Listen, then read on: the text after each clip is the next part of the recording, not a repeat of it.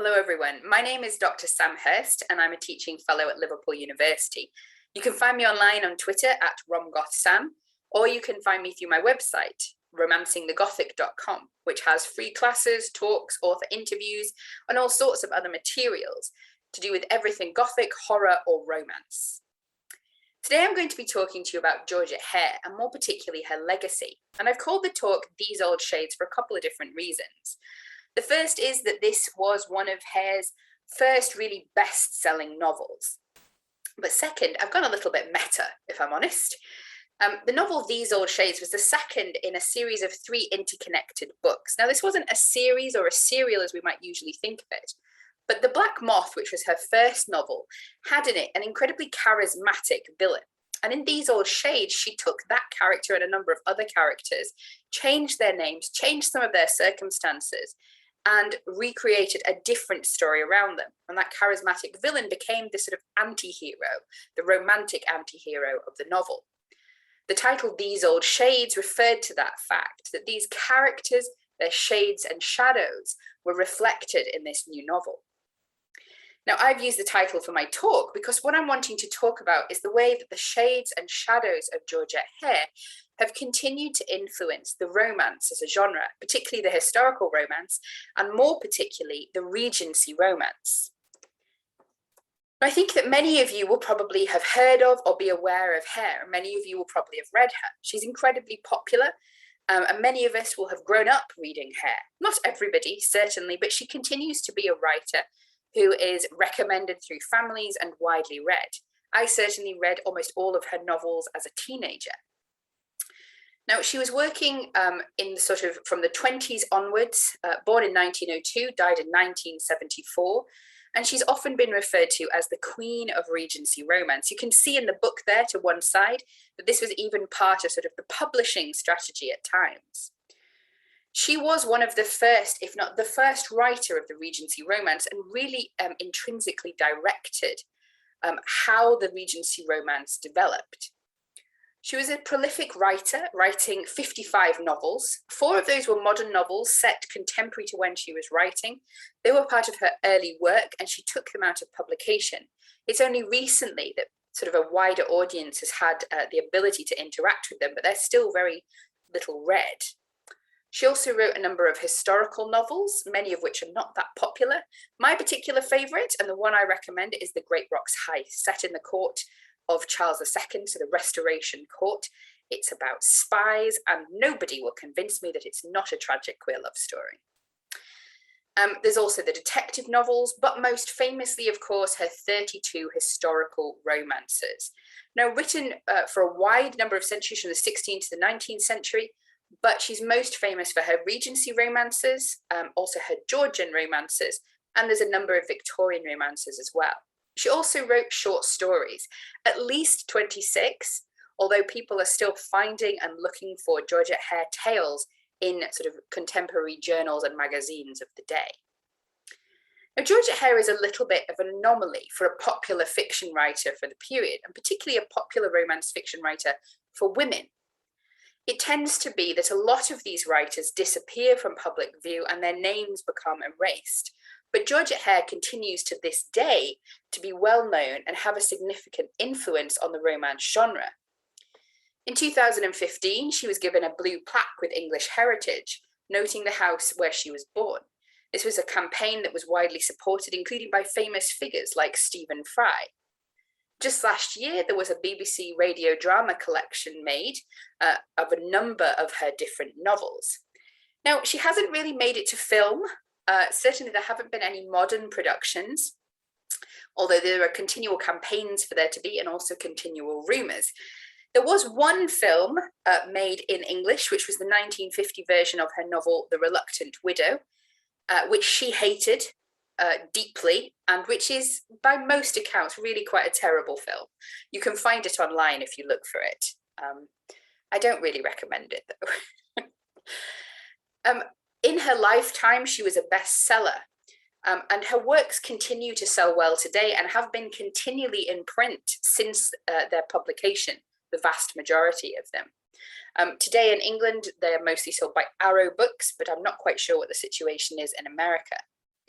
There continues to be a loyal following of Georgette Heyer today, with many fan clubs and associations, including, for example, the Georgette Heyer Appreciation Society on Facebook and the Georgette Heyer Society, which publishes a number of works about Georgette Heyer and organises conferences. They're based primarily in Australia and point to another facet of sort of the Georgette Heyer fandom in that it's quite international. And there are big bases of Georgette Heyer fandom in Australia, America, India and England, as well as in many other parts of the world. There are also other conferences. My project Romancing the Gothic is putting on a Georgette Heyer conference in November as well. So she is increasingly becoming a topic of academic interest. And if you look at the Journal of Popular Romance Studies, for example, you'll find a number of essays that are starting to interrogate Heyer, and a number of essays also written by authors, if you search the web, discussing Heyer's work and influence. And her influence is still important today. There's a direct influence with writers citing her as an influence on their early writing or as a gateway into romance itself. You also see her direct influence in novels with vocabulary that she coined appearing in books, for example. But what we're going to be thinking about today is the sort of broader influence that she had on the development of the Regency romance and how that development really continues until the current day. So the influence that she had is best described or boiled down to this idea of the Heyer world. Now, Heyer meticulously constructed her Regency world. As Jennifer Cloyster notes, though, the Regency world she created was faithful in its historical detail. It was also a carefully constructed entity which reflected the Edwardian values, ideas, and social mores with which she had grown up. So the world she created was faithful in its historical detail to a certain extent. She did a great deal of historical research, an impressive amount, as we'll see in the next slide. And there is a great deal of accurate historical detail, particularly about things like dress. But the world that she created is also not the entirety of the world. There are many things that she erased or missed out from the world that she created. And as we'll see in a second, it's quite a rarefied sphere that she works in. But her world was so meticulously and convincingly created that it still continues to dominate conceptions of the period. As Kat Sebastian says, she did such a compelling job of world building that sometimes her version of early 19th century England seems more salient than actual historical fact. Now, I mentioned that she did a great deal of research, and we can see that her world was constructed of this research, the details that were put into it.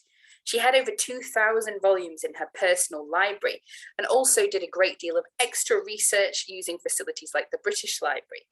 She used contemporary texts and reference guides, history works, fashion magazines, dictionaries, biographies. She also kept fairly exhaustive lists of slang terms and period vocabulary, which she integrated into her novels. And if you're a bit of a linguistics nerd like me, it's one of the most enjoyable things about her novels is the way in which she creates linguistic worlds for each character. However, despite all of this research, what she is still creating is a construct, an artificial bubble of a world. And as Kat Sebastian notes, historical romance has been shaped in Heyer's image, but the problem is that this image is fundamentally hostile to marginalized communities. So what marginalized communities are we talking about, and how does this manifest in her novels? Well, for the next few slides, I'm going to take you through the ways in which marginalized communities are represented, misrepresented, or not represented in Heyer's world. The most obvious topic to start with is that of class. This is a thread that runs throughout every single one of her novels, without exception. And I'm going to start off with a discussion of Regency Buck, which was her first Regency romance. Now, a quick content warning for this slide that I'm going to be discussing a sexual assault in the form of a forced kiss. Why I want to use this example, though, is I think it exemplifies a couple of different things about the sexual politics of Heyer's novels and also the attitude to class that appears in them. So in Regency Buck, the character Judith Taverner has met Lord Worth only 2 times, both briefly. This is the second encounter. She was sat by the side of the road trying to get a stone out of her shoe. He finds her, sees her ankles, and swoops her up, quite literally, placing her physically into his carriage and then kissing her. Her response is thus. She was both shaken and enraged by the kiss and hardly knew where to look. No other man than her father, or Peregrine, her brother, had ever dared to kiss her. At a guess, she supposed the gentleman to have written her down as some country tradesman's daughter from a Queen Square boarding school.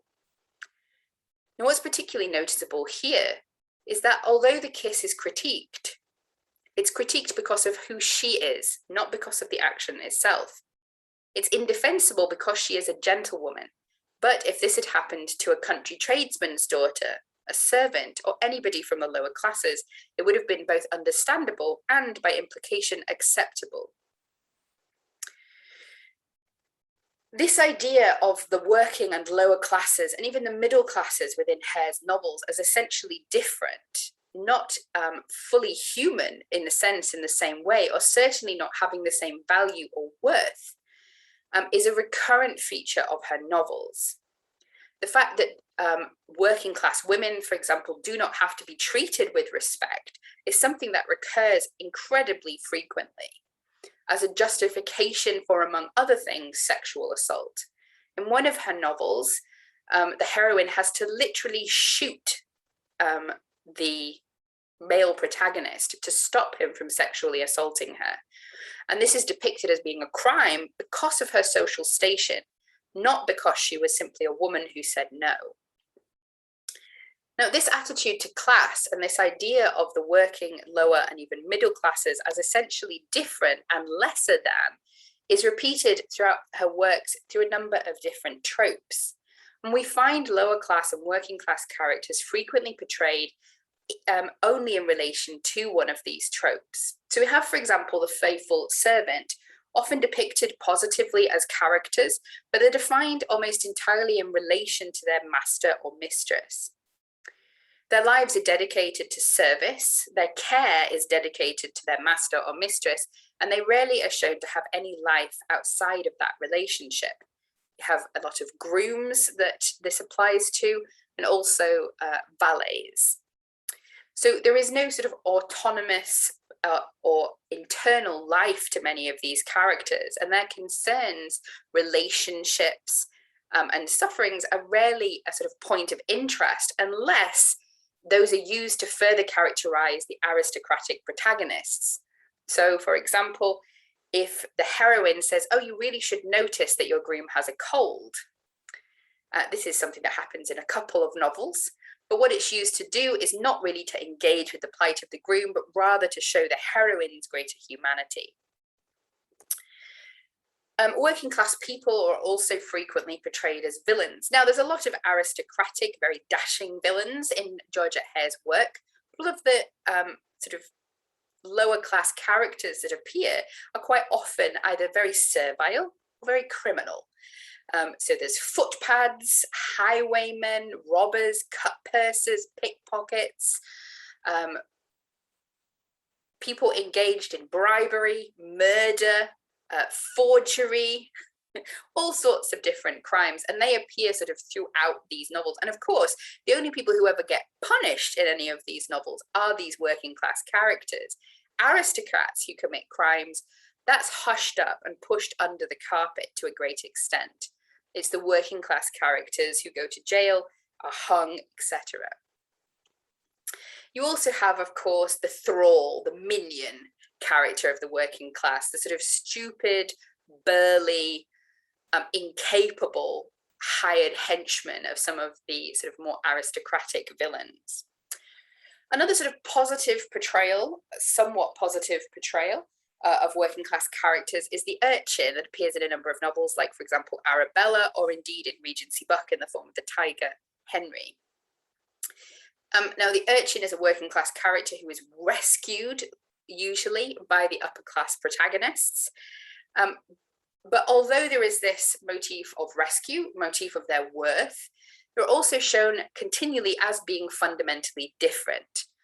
Both in terms of their behavior, they're often inclined to criminality or ungovernableness, but also in terms of their very nature. the character, for example, in Arabella is eventually sent off to the country to live with a working class family because that is his place. That is where he will fit in, be comfortable, and be able to thrive. So there's this idea that he, as a young working class boy, is essentially fundamentally different to any other type of child. Now, this kind of motif runs through the novels as well in this idea of blood will out.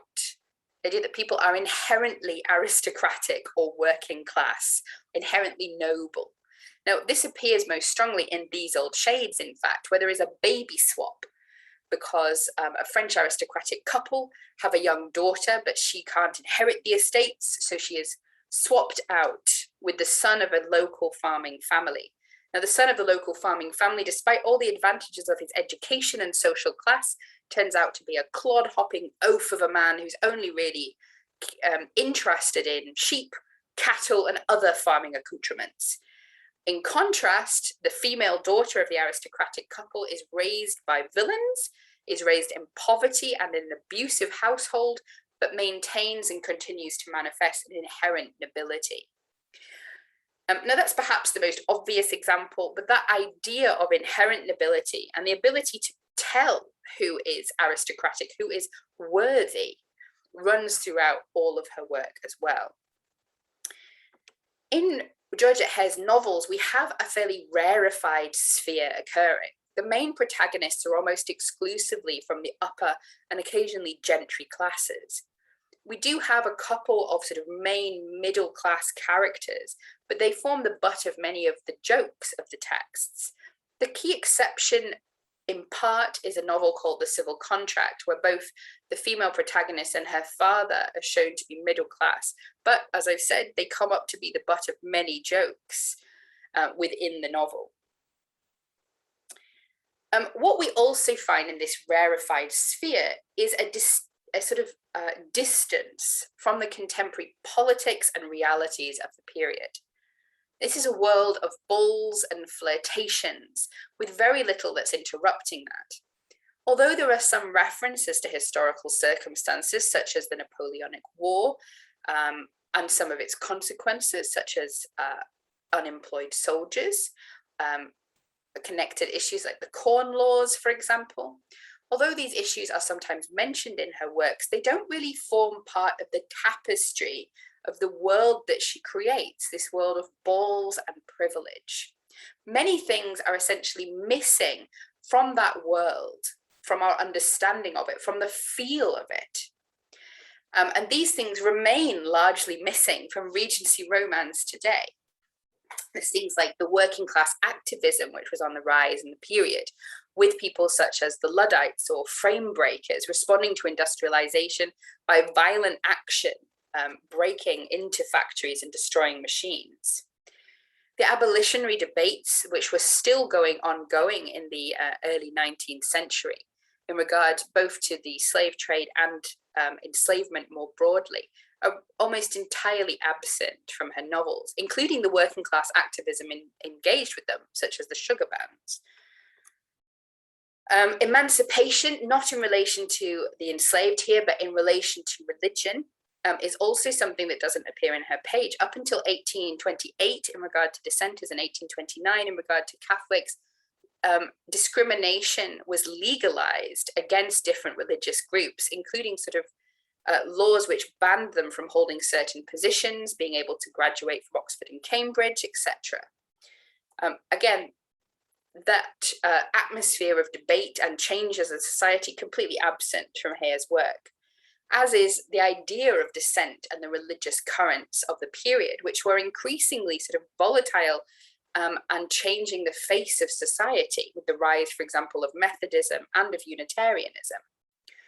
We also have almost a complete absence of radical politics. When it does appear in novels like The Quiet Gentleman, it's a side comment which is almost easily missed by the reader, and it's usually regarded as something that is a passing fad or almost not worth mentioning. It doesn't take into account the widespread radical politics which we find in London of the period, or the sort of massive debates and dissent that was going on. It also doesn't really engage with the post-war depression. There are some signs of it, such as the unemployed soldiers, but all of our aristocratic heiresses going to their balls seem to be completely unaffected by the realities that were such a large part of life in the period. Similarly, violent state repression of radical working class activism or radical politics is missing from the novels. Industrialization, similarly, is largely absent. The London of Heyer's world is one of balls, parties, gentle strolls in the park, ices at Gunther's, etc. It's not one which takes into account the massive population changes and distribution changes that were happening at the time. Similarly, the rise of the middle class and the changing composition of society is largely absent, apart from dismissive references to the kits or middle class business people of London of the period. So Heyer recreates this rarefied sphere, and it's a rarefied sphere which ignores the existence, or largely ignores the existence, of a lot of the realities of the period, or puts them so much to the side that they seem incidental to the sense and the action of the period. A number of things are also notable by their absence, or perhaps it's better to say a number of types of people are notable by their absence from Heyer's world. In her rarefied sphere, it's a world of white, cishet, and able-bodied people, almost entirely. But this sort of white, cishet world is continually repeated in romance today. Not by everybody, as we'll see later, but it continues to be a trend which ignores a lot of what was actually the reality of the period. Black Britons are almost entirely absent. There are a few servants that appear very briefly, or occasional mentions of boxers. However, the fact that there were 20,000 Black Britons in London in the period is something that you would not know at all by reading Georgette Heyer. Similarly, it would be almost inconceivable that there were Black people in various different levels of society, from people in the working class Black population of London to the merchant classes, and even in the aristocracy. Similarly, Indians are missing, and the Lascars or Indian sailors are missing, although there was a large population in the period. In the early years of the 19th century, up to or over 1,000 Lascars were settling in Britain each year. Connected to this, there's an absence of any reference to other faiths, apart from Jewish characters, which we'll come back to in a second. But there's a total absence of the reference to British Muslims, for example. Similarly, there's an absence of dissent or any note of dissenters. I've put the next two categories in brackets because although they're not entirely absent from Heyer's world, they're not part, a noted or explored part of its tapestry in a meaningful or representative way. So there are few disabled or neurodivergent characters in Heyer's work, and when they do appear either coded as neurodivergent or written as generically insane, they tend to either be harmful characters, negative characters depicted as inherently dangerous, or they become the butt of many of the jokes within the novels. An example of this idea of the inherently dangerous nature of the neurodivergent individual is found in Cousin Kate, in which Torquil is described as generically insane, and goes on to kill both his mother and himself. Now, there is no attempt here to represent with any reality any sort of mental illness or its consequences or manifestations. Instead, the insane individual is depicted as a danger both to others and to themselves. Queer characters, similarly, I would argue, do appear in her novels. There are many characters which can easily be read as queer or appear to be queer-coded. This is a much larger debate than we can go into in the 5 minutes that I have to talk about it here. But although there are a number of queer-type villains and queer characters, they don't form an integral part of the world. There's no sense of queer lives, queer communities, queer realities of the period. And if you wish to read Georgette Heyer's worlds as cishet and straight, it's quite possible to do so. One thing to note, however, is that we shouldn't overstate this. A number of people have thrown at me the quote from her brother Frank that says, well, she didn't include those type of people because she didn't know they existed. Now, of course, she did know we exist. And we have letters from her about some of her later books, at least, which talk about the deliberate inclusion of lesbian characters, for example. It seems almost impossible to me that there wasn't any recreation, deliberate or otherwise, of queer characters within her novel. So we shouldn't take the words of her brother as an indication of their complete absence. But as I've said, although there are characters which can be read as queer, these queer lives are not explored as such within the texts. Now, this brings us to the last category that I really want to talk about today in terms of Heyer's world and its representation of marginalized communities. And that is the inclusion of Jewish characters and discussions of anti-Semitism. Now, there's quite a large discussion about Heyer and anti-Semitism within the community, largely related to one novel, The Grand Sophie. Now, in this slide, as you can imagine, I'm going to be discussing anti-Semitism, and I'm also going to be producing a quote which repeats anti-Semitic tropes. I've included it because I think it's important to engage with this material if you can, because it's easy to look away, brush it under the carpet, or consider that it is but one passage or section in the work of the writer. However, we can't look away from the most problematic elements of the fiction that we're reading. And it does portray a sort of broader problem within Heyer's fiction. Now, I've used the picture here to represent the kind of anti-Semitic imagery which this passage is repeating from The Grand Sophie. In The Grand Sophie, Sophie is going to recover a debt from a moneylender called Goldhanger, who is explicitly stated to be a Jewish moneylender. And this is the passage. We're told that there was a sound of a key turning in a lock, and the door was slowly opened to reveal a thin, swarthy individual with long, greasy curls, a Semitic nose, and an ingratiating leer.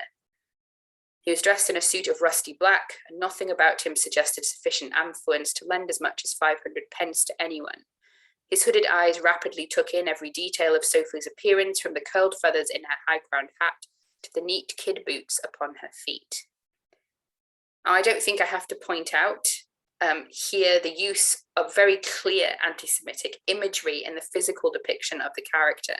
And then this is later associated with various personality and psychological traits, including avarice, cunning, and the idea of this particular character as inherently violent and dangerous.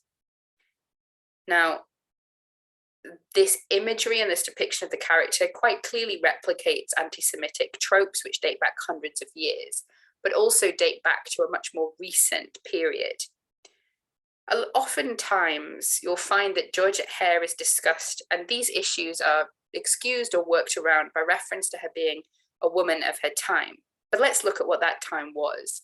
That time was 1950, 5 years after the end of the Second World War, and after the Holocaust had been discovered in its full horrors, the death of millions and of Jews, the suffering and death of millions of people, all based on these anti-Semitic ideas, theories, conspiracies, and concepts.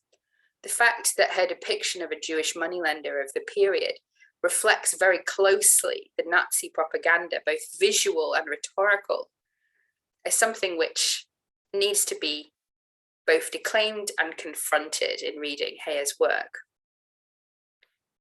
Now, I've already said that a number of people will defend Heyer's usage of such a stereotype by reflecting on her being a woman of her time.